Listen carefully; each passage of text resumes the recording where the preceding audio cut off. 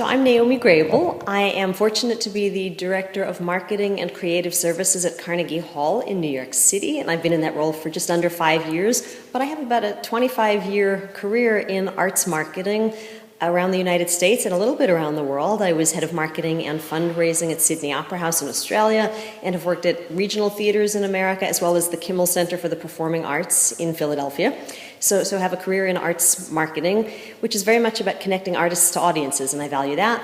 I'm at Classical Next for the second year in a row. I did a panel earlier this conference, about developing a digital classical audience, developing an audience online, and have enjoyed many of the sessions and many of the private meetings that I've had in my time here. So I think that there are many challenges and many opportunities in the field of classical music presently. I think that much of it has to do with audience engagement and how to make audiences feel that classical music today is relevant and important in the same way that it was over the last decades and the last centuries. And I think that in a complex society with so many more options, it's becoming harder and harder to keep a focus on classical music that there once was.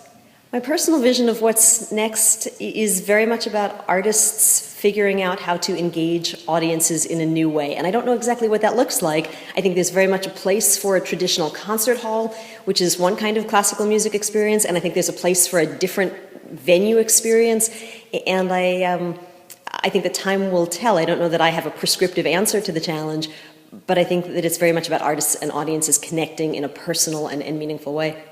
The Rite of Spring was a phenomenal innovation in its time, and while I don't know that I can name what today's equal innovation is, I absolutely believe it's there. There is such talent on so many scales all over the world that I'm sure it's there waiting to be discovered.